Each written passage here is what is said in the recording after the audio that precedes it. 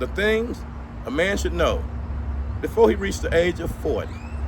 And these are things, if you take with you, will help you achieve everything you want, including getting that job you want, excelling wherever you set your mind to it, and especially getting that woman of your dreams. So let's get started. The first thing you remember is always bet on yourself. Stand your ground, even if you stand alone. Work like you are broke, even when you are rich. Never beg for attention. Silence is power. Nice men are used. Shy men are ignored. Weak men are pushed around. Patient men are exploited. Ruthless men are respected. Honest men are deceived. Loyal men are taken for granted. And emotional men are manipulated. Always remember that. As a man, you can't go wrong. Keep these principles in your mind as you go throughout your day. Now I would like to talk about some of the psychological things about the human body that pertains to pleasure and sex. And one of the first things I would like to say is sex is the best way to relieve stress. It lowers your blood pressure and it calms you down.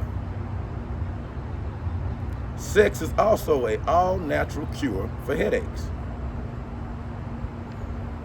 Having sex 3 times a week can make you look 5 years younger.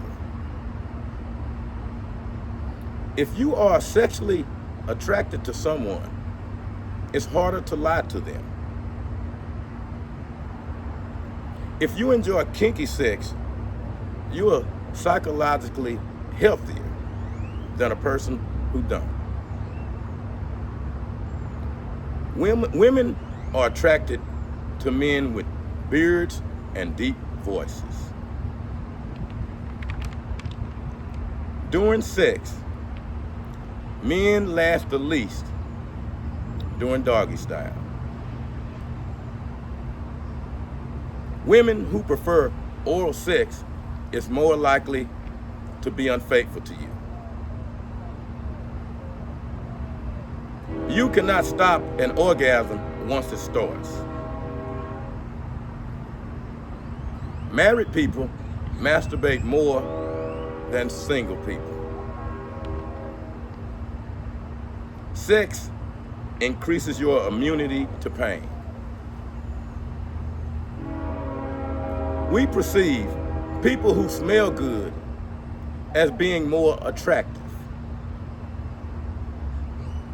And now I would like to talk about there's no fury like a woman who has been scorned. Hell hath no fury like a woman scorned.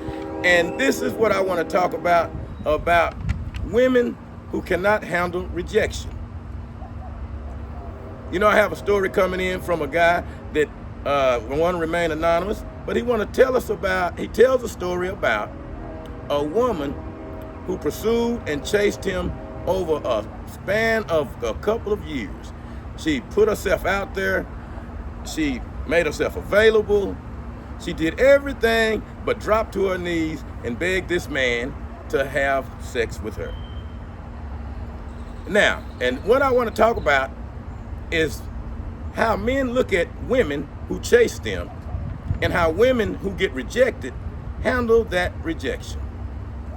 And one of the things I found out is that women do not handle rejection like men do. This woman in particular, she's a middle-aged woman. She drives a nice sporty car.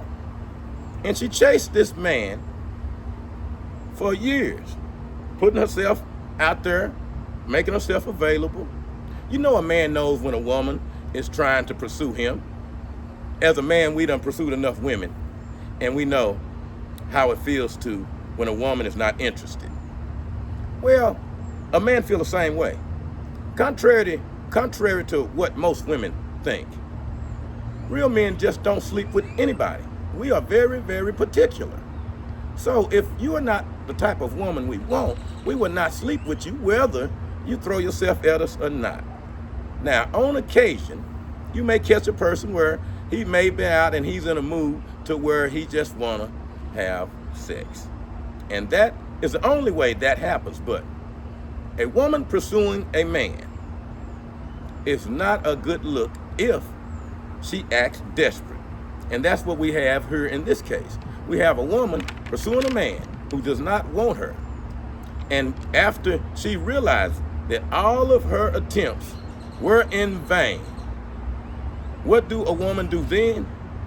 She starts lying on the man and talking about him because she can't figure out why he didn't want me. I put myself out there. I did everything but drop to my knees, and he still rejected me. Well, it's the same thing. When a woman don't want a man, no matter how much whatever you do, if that person is not feeling you or not attracted to you, there's nothing you can do to get his attention. And in this case, that's what hurt this woman. She seemed to have been a woman that was used to maybe getting whatever she wanted.